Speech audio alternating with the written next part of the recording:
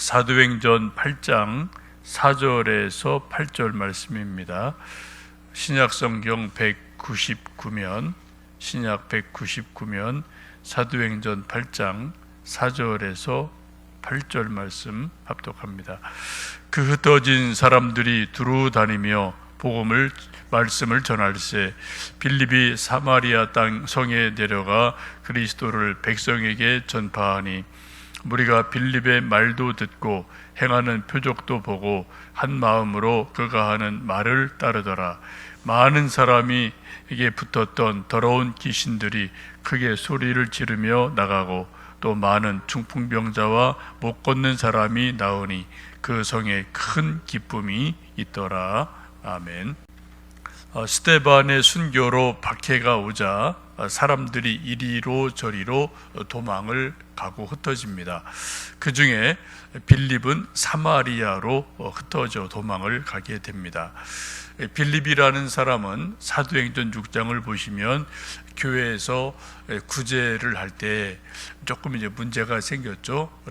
유대파, 헬라파 과부들에게 뭐 이렇게 구제하는 음식을 주고 물건을 줄 때 더 준다, 덜 준다 이런 문제가 생겨서 사도들이 교인들에게 그러면은 우리 대신에 이 일을 공정하게 지혜롭게 잘할 믿음의 사람, 성품 좋은 사람, 일 잘하는 사람 추천해 주시오 해서 7 집사가 임명이 됩니다. 그 7 집사 중에 이 빌립이라는 사람이 한 사람이고 또 우리가 전에 보신 말씀 설교하다 순교한 스데반도 7 집사 가운데 한 사람입니다. 7 집사들이 대단한 사람들이죠. 설교하고 또 뭐 일도 하고 초대교회는 그렇게 좀 귀한 리더로 세워지게 됩니다.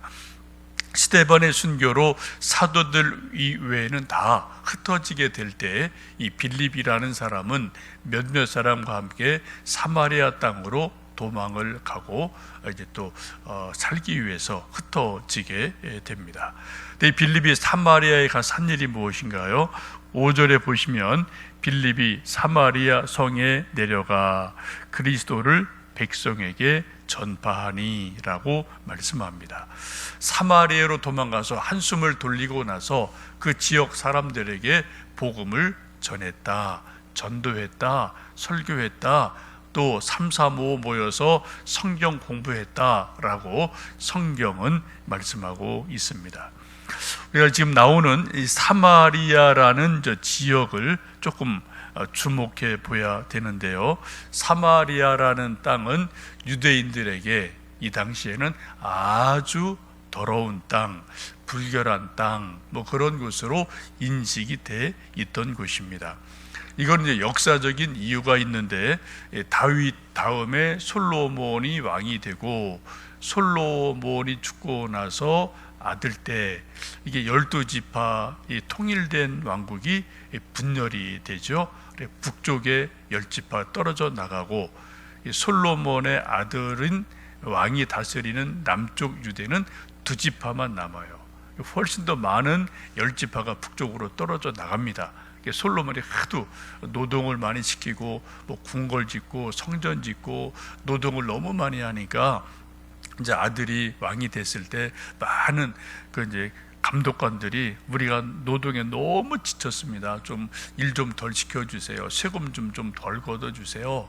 그랬더니 이 지혜 없는 젊은 왕이 우리 아버지가 손가락 같다면은 나는 팔뚝 같다라고 또 나는 우리 아버지는 채찍으로 너희를 다스렸다면은 나는 전갈로 너희를 다스릴 거야 하고 뭐 엄포를 놓으니까 이 10지파 사람들이 알았다. 그럼 우리랑 너희랑 관계없어. 우리 떨어져 나갈 거야 해서 떨어져 나간 게 이제 북이스라엘이라는 나라가 됩니다. 근데 북이스라엘 왕들을 보면은 하나같이 하나님을 제대로 믿은 사람이 없어요. 그래서 유다의 남쪽에는 그래도 선한 왕 하나님을 정말 두려운 왕들이 많이 나오는데 북쪽에는 그런 사람이 거의 없어요. 뭐 우상 숭배하고 선지자 보내면 뭐냐 선지자 죽이고 뭐 이런 일들이 북이스라엘에 아주 많이 일어납니다. 구테타도 엄청 일어나죠. 왕조가 여러 번 바뀌게 됩니다. 이스라엘의 가장 악한 왕의 이제 대표적인 사람이 아합이라는 사람이죠. 나봇의 포도원을 뺏기도 하고 아주 악한 일을 하고, 그때 엘리야를 하나님 보내서 막 책망도 하시고 기적도 보이시고 하는 일들을 하게 됩니다. 이 아합 왕의 아내가 이세벨이라는 왕비인데 얼마나 악독한지 많은 성서학자들이 그냥 우스갯소리로 하는 얘기가, 성경에 3대 악처가 있는데 그 중에 하나다라고 말해요. 수많은 여인이 성경에 나타나죠. 근데 가장 악한 여인, 악한 처 누구냐? 이브, 또 요 욥의 아내, 욥이 막 고통당할 때 그냥 도망쳤죠, 그죠? 그리고 또 요 이세벨, 요 세 사람을 꼽을 정도로 그렇게 악한 왕비로 소문난 때가 바로 이제 북이스라엘에서 되어진 일들입니다.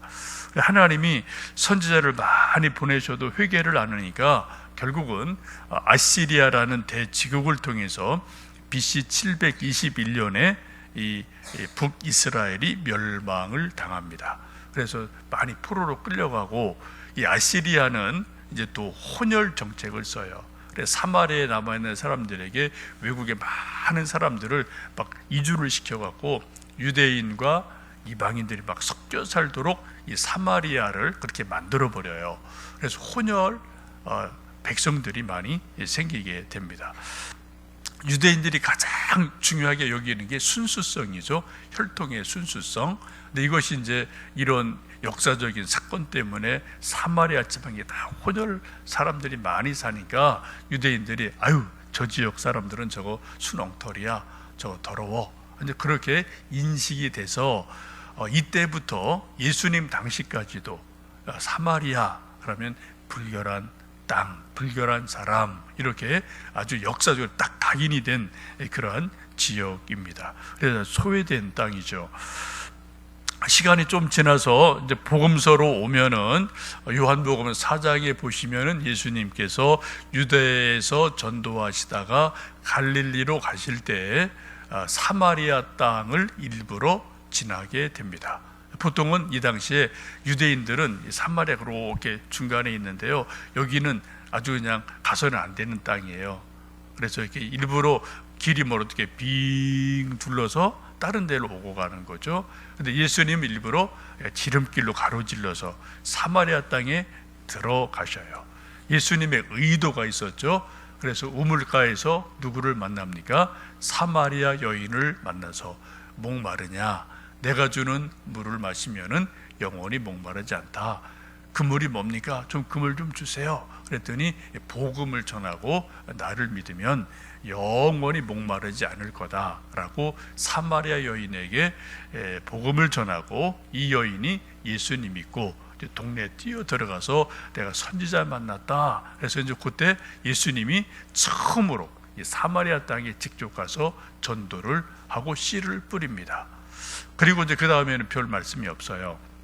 그리고 오랜 세월이 지나서, 얼마간의 시간이 지나서 이제 또 예수님 부활 승천하시고 스데반이 순교하고 여러 가지 사람들이 밖으로 흩어질 때 이 빌립이라는 사람이 사마리아로 가서 또 복음을 전하게 됩니다. 첫 번째 복음의 씨를 뿌린 분은 예수님, 그리고 얼마 시간이 있다 후에 두 번째 복음의 씨를 뿌린 사람은 오늘 본문에 나오는 빌립이라는 사람입니다.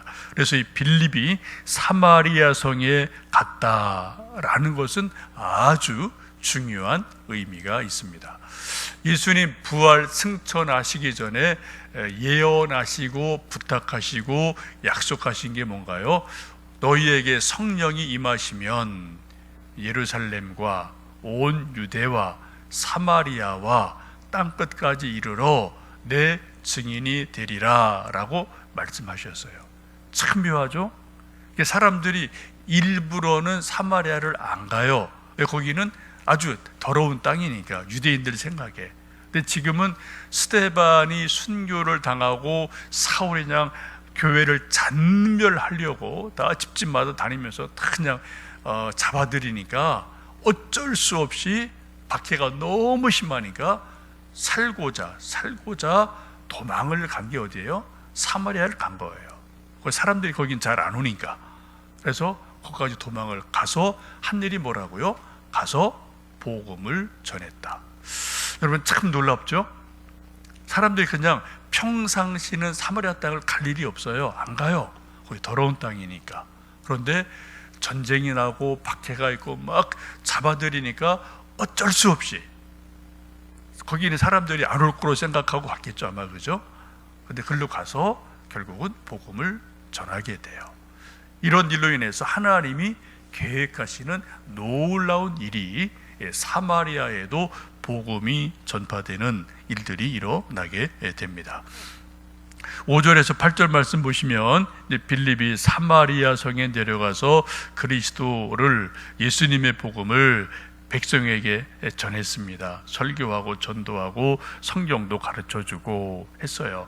그랬더니 무리들이 빌립의 말도 듣고 설교도 듣고 행하는 표적도 보고 한 마음으로 그 말을 따랐습니다. 그리고 수많은 기적이 나타나죠. 귀신들이 쫓겨나가고 중풍병자가 일어나고 안전뱅이가 일어나고 하는 놀라운, 병자가 고쳐지고 귀신이 떠나고 치유되는 일들이 일어나게 됩니다. 이 초대교회 사도행전을 보시면은 이런 일이 아주 많아요. 왜요? 그냥 말로 해서는 사람들이 안 믿으니까 하나님이 기적을 보여주셔야지 믿거든요. 그만큼 사람들이 믿음이 없는 시대고 강박한 시대이기 때문에 표적, 기적 이런 것들을 많이 베푸는 능력을 주셨음을 봅니다. 그 결과가 무엇인가요? 8절 보시면은 그 성에 큰 기쁨이 있더라 라고 말씀합니다. 참 귀한 말씀이죠. 사마리아 성에 큰 기쁨이 있다라고 말씀합니다. 지금 이 상황을 앞뒤를 보시면은 이 빌립이나 몇몇 사람이 사마리아를 간 것은 스데반의 순교로 인해서 박해가 너무 심하니까 살자고 도망간 거예요. 그리고 이때 스데반이나 빌립이나 수많은 사람들이 매 맞고 옥에 갇히고 이런저런 고생을 엄청나게 한 거죠. 근데 이분들이 가서 고생해서 도망가서 낯선 땅에 가서 복음을 전했더니 그곳에 있는 사람들이 뭐라고요? 큰 기쁨이 있었다. 한쪽은 죽을 고생을 해요. 그죠? 낯선 땅에 가서 또 도망다니고 숨어다니면서 죽을 고생을 해요. 이 음지죠. 근데 그쪽에 살고 있는 사람들은 이 사람들 때문에 예수님을 알고 복음을 전하고 그리고 예수님 믿고 나서 어떻게 돼요? 양지가 돼요. 큰 기쁨이 일어나는 역사가 일어나게 됩니다. 이게 바로 고난의 더블 미닝입니다. 이중적인 의미예요. 한쪽은 죽을 고생을 해요. 근데 그 사람 때문에 이쪽엔 사람은 또 기쁨이 충만하고 구원을 받는 일들이 있습니다.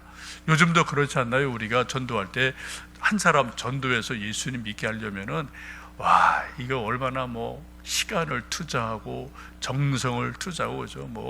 또 굽신거려야 되고요, 사정해야 되고요, 가끔 밥 사줘야 되고요. 그래도 될까 말까요, 그죠? 1년, 2년, 3년, 몇 년 그렇게 공을 들여야지 예수님 믿을까 말까. 근데 그런 정말 내 돈 내고 내 시간 투자해서 그렇게 해도 고맙다는 사람 없거든요. 핍박받고 자꾸 귀찮게 본다고 또 이상한 눈으로 보고 이런 게 현실 아니겠습니까? 그런데 어쨌든 한쪽이 고생을 해서 복음을 전했더니 그쪽에는 뭐가 있어요? 큰 기쁨이 있는 일이 바로 복음의 역사이고 고난의 의미이기도 합니다. 8절 말씀 보시면 그래서 그 성에 큰 기쁨이 있었다라고 말씀을 합니다. 복음이 전해지면 이런 일은 분명히 일어납니다. 옛날이나 지금이나 누구에게나 복음이 정확하게만 전달되고 복음의 능력이 나타나면 큰 기쁨이 나타나죠. 세 가지 이유 때문에 그렇습니다. 첫 번째는 복음이 정확하게 전달되고 믿으면 영적인 일이 일어나요. 죄 용서가 분명히 됩니다. 구원의 확신이 생깁니다. 천국의 소망이 분명하게 생겨요. 영적인 변화가 근본적으로 일어납니다. 두 번째는 현실적인 문제가 해결이 돼요. 오늘 여기 보시면은 뭐 중풍병자, 안전뱅이, 귀신 들린 사람, 여러 병 들고 아프고 문제 있는 사람들이 복음의 능력으로 치유가 돼요. 고쳐져요. 인생의 현실 문제가 무엇이든 것이 극복을 하든 이길 힘을 얻든 또 하나님 은혜로 해결받는 일들이 분명히 일어납니다. 이게 얼마나 귀한 일입니까? 그래서 기쁨이 생기게 돼요. 또 세 번째는 가치관이 변해요. 그전에는 세상의 모든 거예요. 돈이 모든 거예요. 권력이 모든 거예요. 근데 예수님 믿어보니까 이거 다 이게 상대적인 거죠. 다 지나가는 거죠. 하나님만 영원하시고 영원한 천국이 있다. 이 성경적인 가치관이 분명하게 사람에게 들어가면은 환경의 영향을 덜 받습니다. 안 받지는 않죠. 우리가 다 몸이 있으니까 다 환경 영향을 받는데 덜 받아요. 그래서 가치관이 바뀌게 되면서 정말 삶의 의미가 분명해지는 일들이 일어나기 때문에 큰 기쁨이 일어나게 됩니다. 그래서 천국의 기쁨, 하나님의 기쁨, 이것을 맛보는 가치관의 변화가 일어납니다.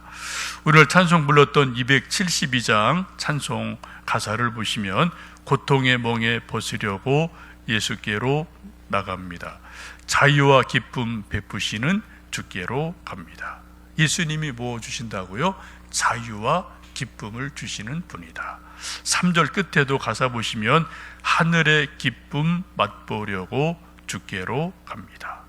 예수님은 우리에게 하늘의 기쁨을 주시는 분임에 틀림이 없습니다. 오늘도 찬송 272장을 좀 불러보시고 또 그 성에 큰 기쁨이 있었다라는 말씀처럼 우리도 기쁨을 누리시고요. 또 나 때문에 우리 가족, 자녀, 또 우리 친구 누구든가 예수님 믿고 복음을 믿어서 그들에게도 큰 기쁨이 임하는 역사, 또 우리 가정, 우리에게도 큰 기쁨이 임하는 하루 되시기를 주님의 이름으로 축복합니다. 기도하겠습니다.